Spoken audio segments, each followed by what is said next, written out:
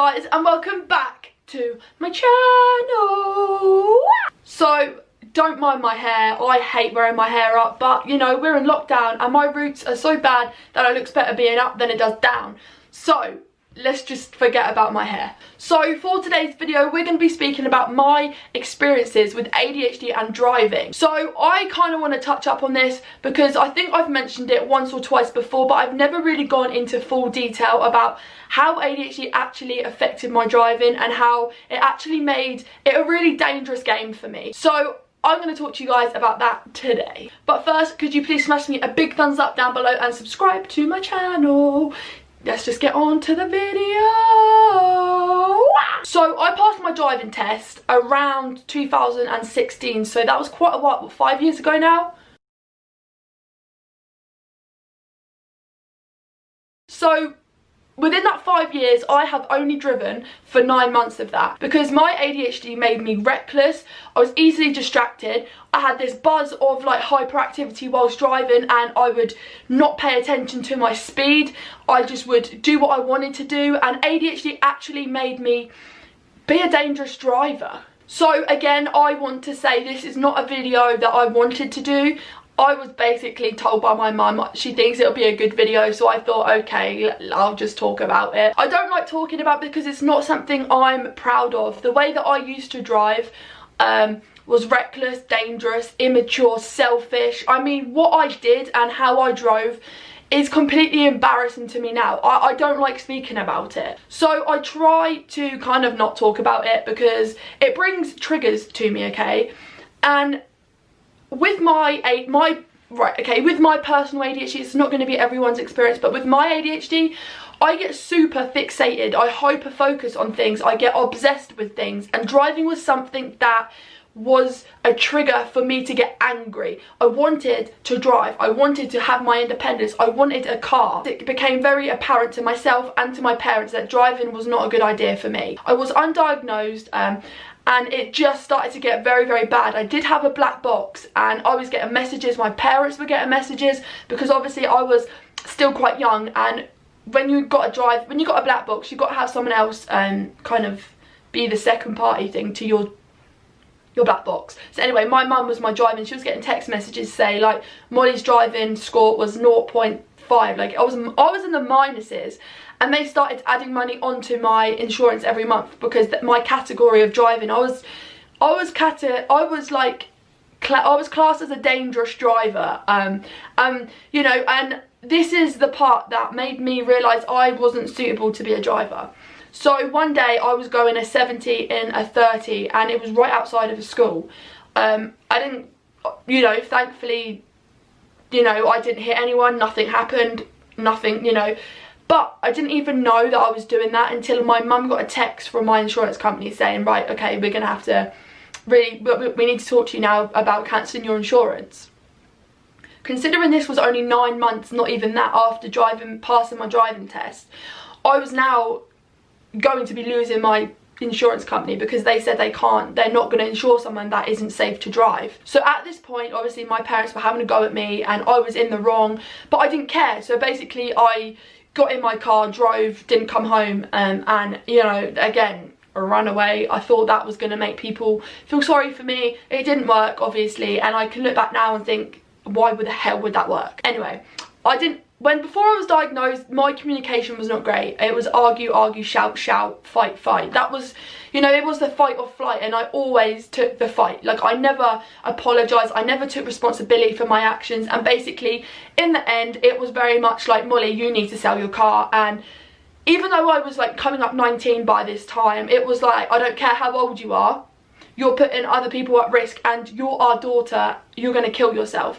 And that was the thing that made me, okay, I'm going to have to sell my car. And I sold my car, and ever since then I've had this fixation about buying a car. Don't ask me why. I've become super obsessed with getting a car, getting back on the road. And it got to the point where I was becoming like psychotic over it. Like, I was like, every pound that I had, I was putting it away because I wanted a car. And every time I'd be like looking at cars and looking at finances, and I wasn't even working, so my finance, it wouldn't have worked. I wouldn't have been accepted, or if I was accepted, How would I pay it? I had no money.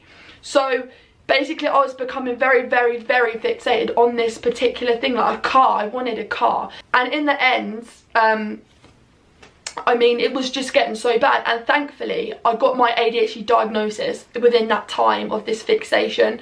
I started my medication and it stopped, kind of, like it started to stagger out, and I wasn't so obsessed. But then my little sister Maisie got her car, and she's learning to drive, and it got very bad again. I started to get angry at her. I was jealous, because for me, driving was a way of being in control of something. I had the control over where I wanted to go, what I wanted to do, who I wanted to be with. People were using me all the time, because I was in my old friendship group when I was a bit younger, like 17, 18. I was the only one that could drive, because everyone else, you know, they didn't have a good job. But I had a good job. I worked at Greg's and it was really good money. I was able then to control my anxiety a little bit better than I can now. And, you know, I would work those hours. I would literally do like 10 hours one day, 6 hours, 10. You know, I would really do it. And I would want the money because I wanted my car. I wanted, you know, I had an incentive. But when I was diagnosed, it took all of that pressure away from me. It was like, whew. And, you know, I started to think, oh my God, now I can get a car because my sister's learning to drive. I want to get a car now. And it started to be a fixation again. It got to the point again where my mum and dad were like, whoa, Molly, this is becoming a little bit obsessive again. You're becoming more, you know, you're getting really, really annoying again. You know, you're becoming super intense and impulsive about a car. So, you know, I had a chat with my mum and we worked it out. You know, we spoke about it, you know, and basically we had a real good deep chat, and we were like, Molly, you're not ready to drive yet. You're not. And I know I'm not, because I'm still extremely impulsive. And when I think about a car, it's not because it's a necessity. It's I want to have my own, you know, I want to be able to drive here, I want to be able to drive there, I want to do this. It's not yet. I don't feel like I'm grown up enough yet, or mature enough to be in control of a car. You know, I came to the conclusion myself. You know, my mum and dad were like, you know, save for a car then. If that's what you want, save for a car. But for me, now I can sit back a year after being diagnosed and think, actually, I'm still not ready. You know, my medication can help, but it doesn't stop me from not acting stupid, you know, acting immature. And I don't want to put anyone else at risk. I don't. And, you know, learning to drive was something that I really love to do. And the theory test, I took it 8 times because I kept failing it because I couldn't remember the answers to the questions. I just couldn't. But I stuck to it. I really was determined. And driving has been the only thing that I can honestly tell you that I've stuck to. Like, paid money for driving lessons. Like, I was really great at it. And even like a few times in my driving lessons with my instructor, I would end up in tears because I was getting overwhelmed and upset. I didn't understand some things. I couldn't follow instructions, and I don't mean like being like kind of like being arrogant in not following instructions. I mean some of the things that people would say I couldn't follow. My head wasn't understanding it. I couldn't process what people were saying, like the instructor. So driving has always been an issue, but it's always been something I wanted, you know. I've always worked for it, and I've always paid my own way with my car, my driving lessons. When it was taken away, it hurt me because it was almost like that's the only achievement I have that I've done myself. And that independence that I had by driving was something that I've always wanted. I've always wanted just to be able to go out and get something to eat if I wanted it, go out and do something, take my sister out, take my mum out. I just loved doing it. I had no fear. And I feel like that is why driving isn't yet something I feel comfortable enough to put myself behind a wheel. I don't feel safe, and I don't feel like other people are safe at the moment with me behind a wheel. And I think that's something super, I had to learn it, I had to come to the agreement myself, and I know that deep down it's not the time yet for me to get behind a wheel because I'm not ready. I'm not like, I haven't learned the skills that these pills are helping me learn. I haven't learned them yet, and I don't feel like it's the right time. And when the time comes, I know it will be great and I will be a lot safer and a lot more calmer behind the wheel. But at the moment, I don't think that's my time. So I wanted to come in here and just say, if you are an ADHD and you feel that you're struggling with driving, or you feel that, you know, you're getting so many like speeding tickets or parking tickets, you know, it's okay to take a break. It's okay. You haven't failed if you give up driving or like surrender your driving license like I did, because it makes you a good person, because you're putting yourself and others first, and that's the way that I think about it. At the moment, I don't feel like I would be safe behind a wheel, nor would anyone else on the road with me, and that's okay. But like I say, it wasn't an easy thing for me to come to grips, like come to terms with. I had to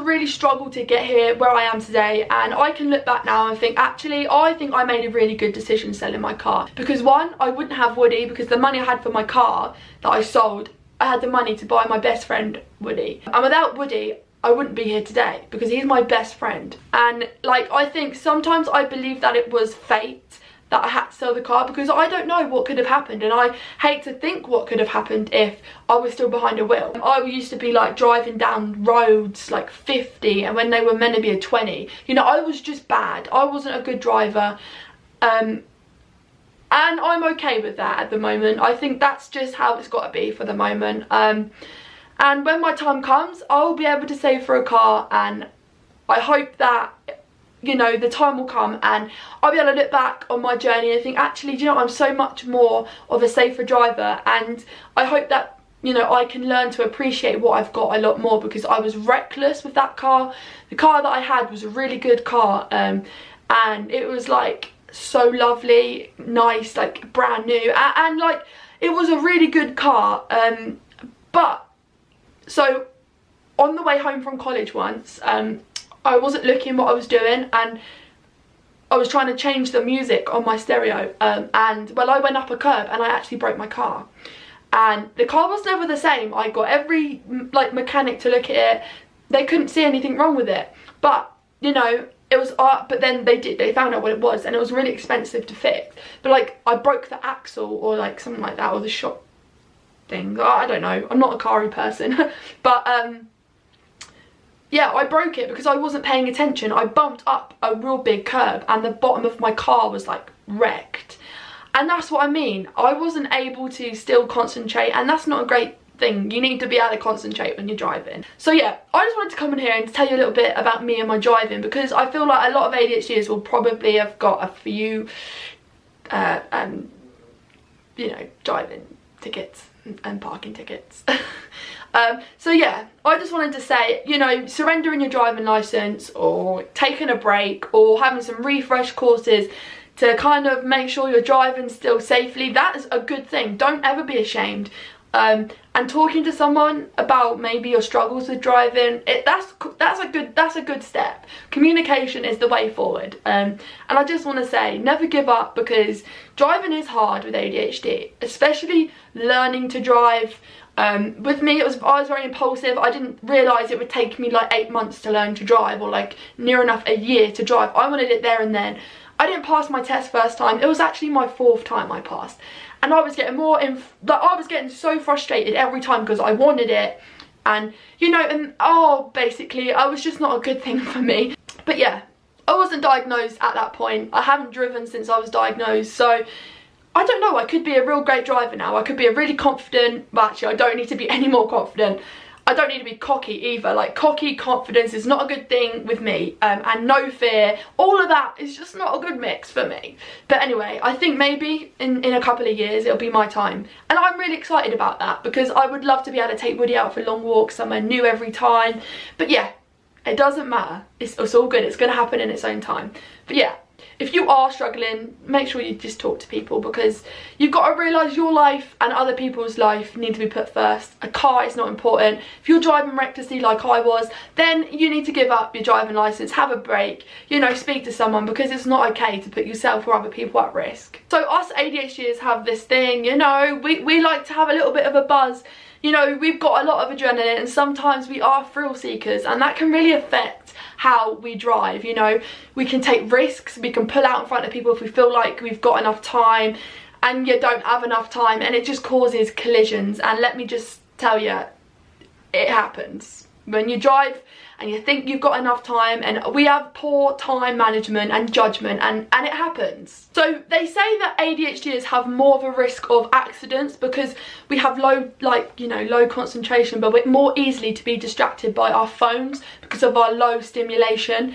And you know, I can't lie, there's been a few times where I've wanted just to change the music and I've done it. So here are some safety tips for you ADHDers when you're driving. So if I was you and you were me driving in a car, I would 100% say try to eliminate all these distractions. Try to make them as minimal as possible. For example, put your phone in the back seat or in the boot. You don't need it whilst you're driving.